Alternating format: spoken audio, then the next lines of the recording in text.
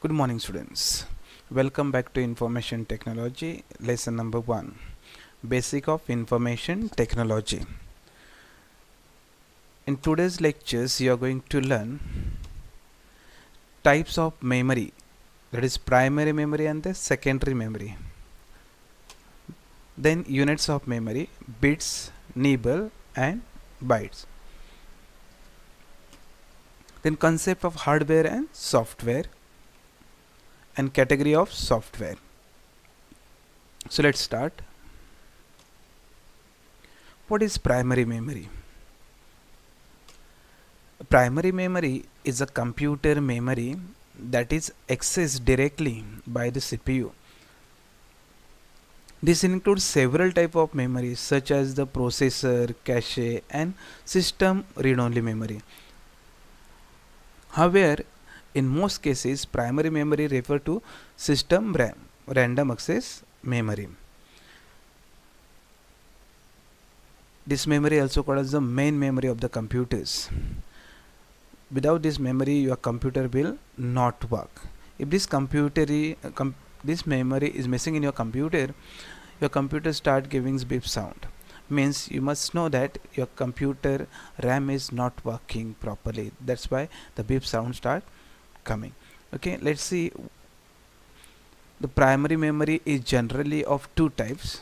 First is RAM and second is ROM, random access memory and read-only memory. So what is random access memory? RAM stand for random access memory and RAM is known as read and write memory. RAM is known as read and write memory and it is generally referred to as main memory of the computer system. And it is a temporary memory. It also called as a temporary memory. Also called as the main memory of computer. Why it is called main memory of the computer? Because this memory required to start your computer. Without this memory your computer will not getting start. Okay, so also called as a temporary memory. Why it is called temporary memory? Because the information stored in this memory is lost as the power supply to the computer is switched off. Means suddenly current gone, then the whatever information stored in this memory will get erased. So that's why it is called the temporary memory. And that's why RAM is also called as the volatile memory. Volatile is the another name for the temporary memory. Next is read-only memory. As the name suggests, read-only memory means we can read the information from this memory. We cannot read, we cannot write on this memory, but we can read, we can copy from one device to another device. It stands for read-only memory. So ROM is permanent type of memory. As we learn that RAM is temporary memory, also called the main memory of the computer, but ROM is permanent type of memory. The content is not lost when power supply is switched off. The content of ROM is decided by the computer manufacturer and permanently stored at the time of manufacturing. So when you start the computer and when you press the power button of your computer, the first instructions comes in front of your eyes, that comes from the read-only memory. The letters comes after that Windows screen come. So when the manufacturing time, this memory is stored, this information stored in the read-only memory. That's why it is called the read-only memory. That information we cannot erase, we cannot delete that information, and that's why we can call that read-only memory. We can read only but we cannot delete, we cannot write on it. So ROM cannot be overwritten by the computer. It is also called as a non-volatile memory. Non-volatile memory, it is permanent memory. Whatever stored in that memory, it will remain forever. That's why it is called as the permanent memory. For example, in motherboard, whatever is written in the motherboard while manufacturing time, that information stored in the motherboard, that we are not going to erase. The next is secondary memory. which memory called as secondary memory. It is an external memory of the computer, and it is used to store the huge amount of different program and informations. Means large amount of information you want to store, then you need a secondary memory. Without secondary memory, your computer will not store large amount of data. Your primary memory you saw just now. The primary memory's work is what to start your computer. But once the computer started, how you can store the data in the computer? To store the data in the computer, secondary memory required. And secondary memory means which type of devices comes in the secondary memory. All storage devices come in the secondary memory, and those devices are called, first is the hard disk that is there in your computer. Magnetic disk also be called the magnetic disk. Hard disk also called as the magnetic disk. It store large amount of data than the other devices. Other devices means CD, pen drive, flash memory, optical disk, etc. Comparing to other devices, this hard disk store large amount of data in your computers, and whenever you want you can erase this, you can write again in that. So that's also called as a random access memory, read access memory, random access memory, because you can store the information inside. Whenever you want you can retrieve it, and whenever you want you can delete it. Next is the magnetic tapes. This device also we can use to store the informations for a long time. Then the pen drive, this is familiar with you. You know that the pen drive, now this day you are using the pen drive. Pen drives come from 1 GB to now 16 GB, more than that. Storing information in pen drive we can take from one device to the another device. You can carry from one device to the another device. So that's why we can use this secondary storage device. The next device is the flash memory, and one more is there, optical discs, CD and DVD. We call that compact discs or digital versatile discs, also called as the optical discs. We use to store the informations permanently on this type of device. Once you have written on this device, you are not able to delete the informations. For example, movie CD we are taking. Movies, once it is written on the CD, it is, you are not able to change the information from that.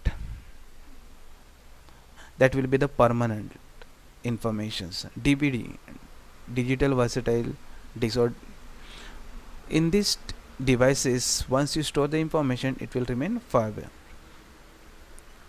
Next is the SSD. Now the new devices comes is also the hard disk. SSD, it has a fast speed than the normal hard disks, and now this hard disks we can use in the desktop as well as the laptop. The new laptop has come with this type of hard disks. So these are all secondary storage device. We need the secondary storage device to store large amount of data, and that also for forever. Whenever we want we can retrieve it, we can delete it.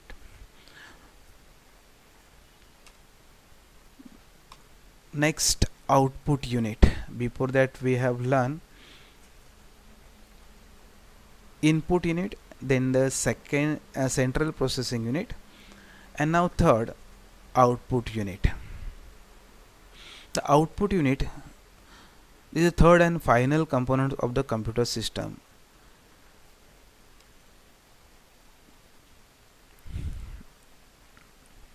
And it is used for the purpose of result, to give the result to the user. After processing of data, it is converted into the format which human can understand. After conversions, the output unit display the data to the users. Example of output devices are, first one is the monitor, second one printer. Printer also gives the output in the form of hard copy. Whatever you are printing on the paper, that is called the hard copy. That's why it's called as the output device. Then the speaker also gives us the sound. That's why it is also called as the output device. Thus the output unit basically reproduce the data formatted by the computer for user benefit. The computer system is made up of input, output and the CPU. This is your computer systems. The input devices we use to enter the data into the computer. Then the CPU processes the data and gives us a output, and output will be shown on the output devices, and those are the output device called as a monitor, printer, speaker or any other output device which we can connect outside. Okay, that is called as the output device. So my dear students, try out to find out some name of the modern input devices and the output devices used in shops as well as the malls. Now the next things we are going to learn, that is called units of memory. So units of memory, the computer's storage and memory is often measured in megabyte, that is called MB, and gigabyte, that's called GB. Now let us understand the evolutions of memory. As we know that we are calling how much MB data we can store in the pen drive, how much GB data we can store in the pen drive, or as well as the how much GB hard disk you have, how much GB pen drive you have, like this we are talking. But did you know that how the size or the measurement of the data of the unit is measured in size? So let's see. First one is bit. Bit is the binary digit that holds only one of two values, that is called 0 and 1. It is a binary digit that holds only one of two values, 0 or 1. Your computer does not understand any language. The computer works depend on 0 and 1, only on and off. Means computer language is binary language, also called the machine language. Computer did not understand any other language, that is not Marathi, Hindi or English. But to understand the computer language we must know the English language. That's why whatever the output will be displayed by the computer, that will be displayed in the English language. That's why we must know at least English language. But computer works will remain in 0 and 1. The next one, that is also called as a bit. Next is a nibble. A group of 4 bits. A group of 4 bits is called a nibble. For example, 101, 1011, 111, like this. So 1011, 101, 1111, like this. 4 bits called as a nibble.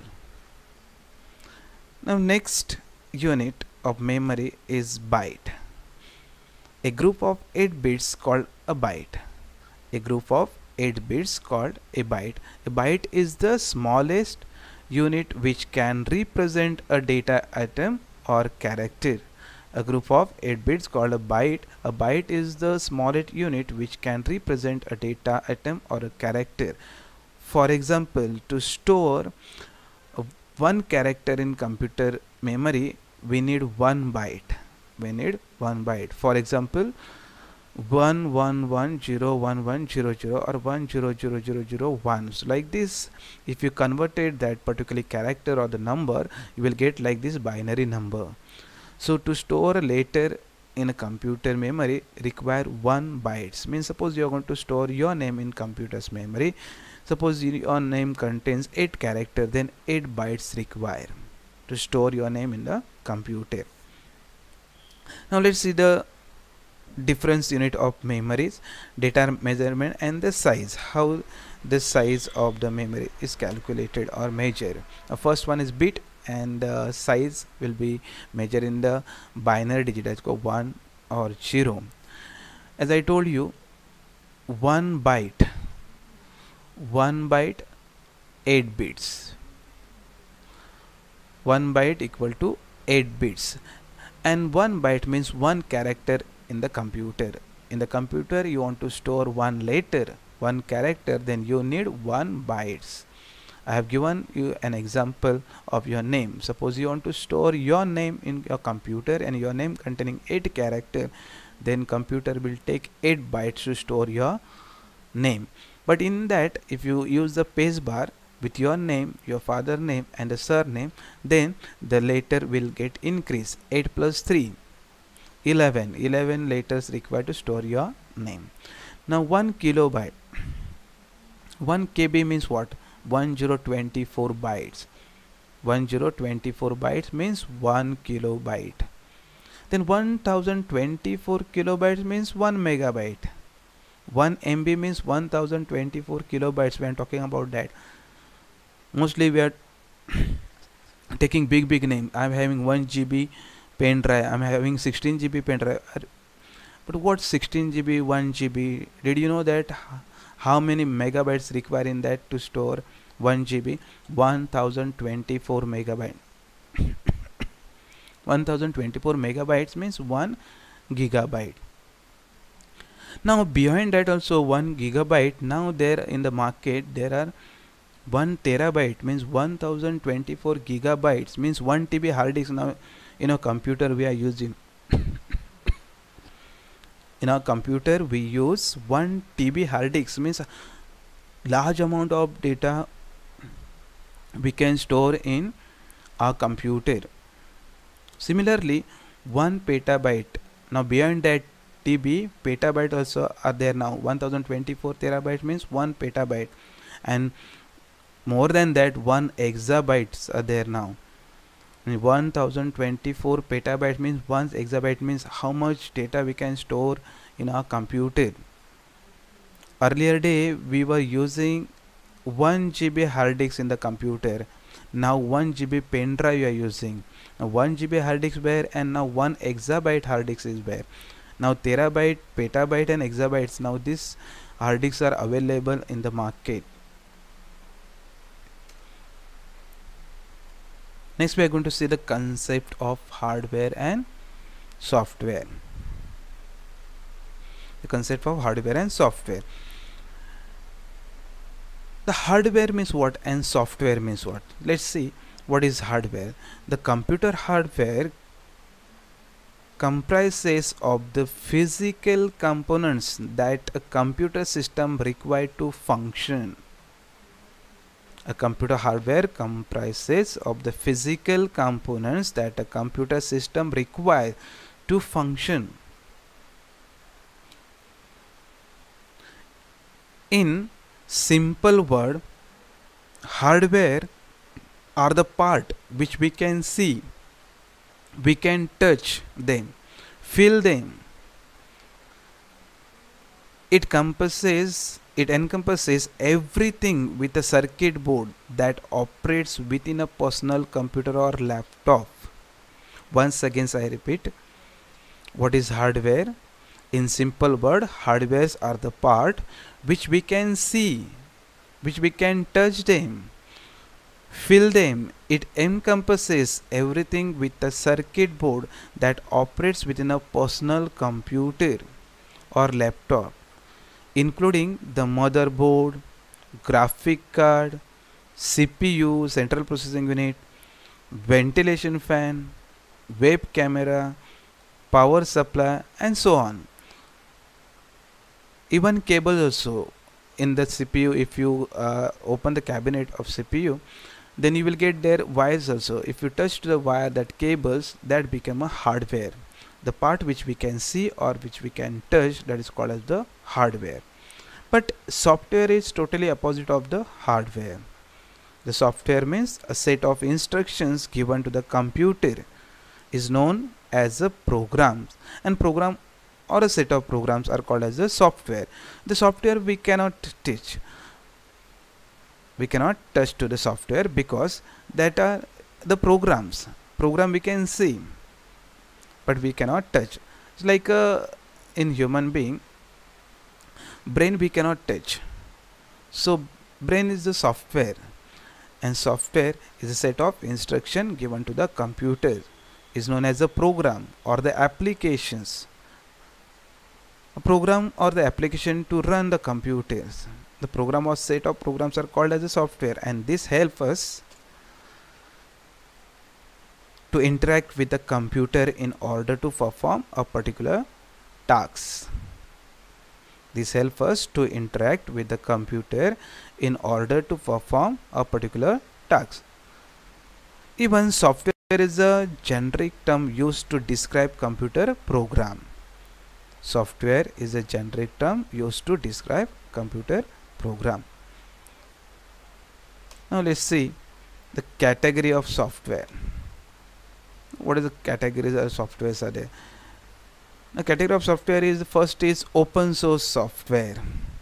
Now this year you are going to learn all open source software, starting from the operating system to whatever you are going to use for typing and all open source software you are going to use. Now what is open source software? You might be not knowing what is open source software and what is closed source software. Open source software means what? It is given you to use free of cost. It's referred to the software which release code in public. It's referred to the software which release code in public domain for anyone to use. The source code can be copied, modified, or distributed by other user and organization. I mean, this type of softwares are given you to use free of cost. You can distribute it to anyone. No one will going to ask you. And the code can be copied, modified, or given to any other person. That person can copy or modify. So this type of software called as the open source software. And as the software is open to public, the result is that constantly updates, improve and expand as more people can work on its improvement. Many states are following FOSS policy. FOSS policy means what? Free open source software policy. Free open source software policy. Pay attention. The FOSS stands for Free Open Source Software Policy, and it enables them to save some millions of rupees each year in licensing cost, because the closed source software you have to purchase it, you have to take the license of that software, then you can use. Otherwise you are using that illegal. For example, Windows and all, you are using illegal. Okay, it cost, you have to purchase and then use. In the open source, the Kerala state is in news as they have adopted FOS policies and solved and save rupees 300 crore as a license fee. How much rupees Kerala state save on this open source software by using? They have saved rupees 300 crore as a license fee for proprietary or closed source software. My dear students, this software is given you to free to use. It's similarly like Windows operating system. Now in the open source system you are going to use the Linux. The closed source software we using Windows. The Linux and Windows is totally different from each other, but work will remain same. Both software called as the operating software. Okay, so here Linux is there, LibreOffice is there, Inkscape is there, GIMP is there, GIMP. So these all software called as the open source software. GNU Kata is there for the tally and all. So most of the software now the peoples are using that software called the open source software, because no need to pay money over there, and this software can work for long life. This software can work long life. That's why the peoples are giving more reference to the open source software. But the closed source software, no. Closed source software, if you purchase legally and you are using, then that software can work for long life. Now let's see what is closed source software. A closed source software, it is opposite to open source software, and means that the software is used by the proprietary and has a closely guarded code. Once again, see, it is the opposite to open source software, and means that the software is used by the proprietary and has a closely guarded code. Only the original author of organizations of software can access, copy and alter that software. In case of closed source software, user has to purchase the software before using it. Now this day we are using all closed source software. Most of the private sector as well as the government sectors are using closed source software because they like this software, but they are using legally or illegally. They all are using illegally. Mostly the private sectors are using illegally, government sectors are using legally. And what are those softwares are there? First one, your Windows operating system, that may be Windows 8, Windows 7, Windows 10. You are using this closed source software.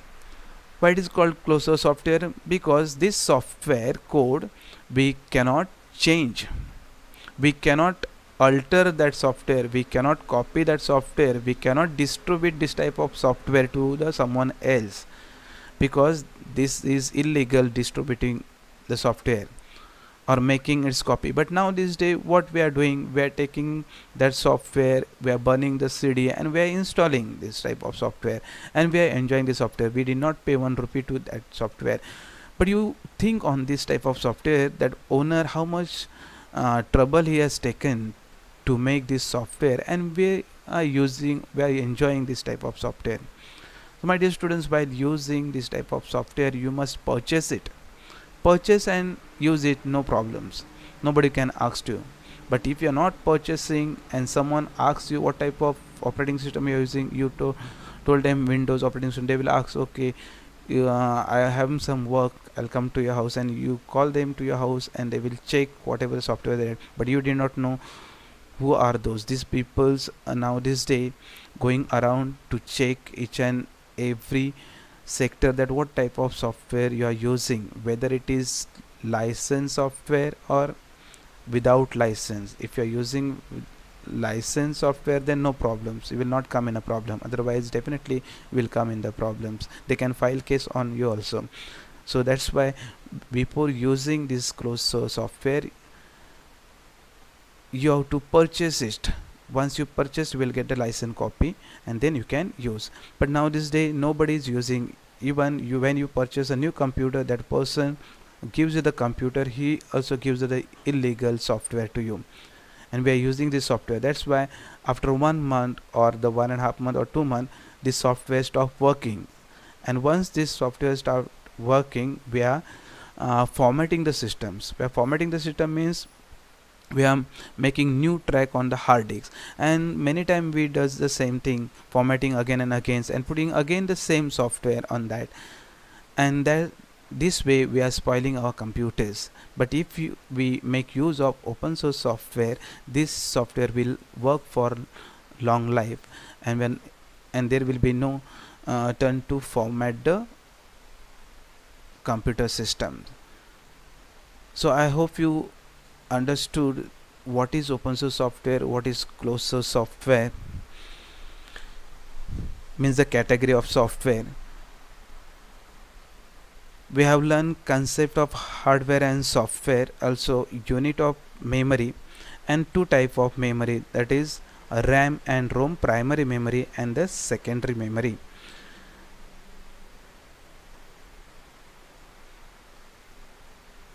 Thank you.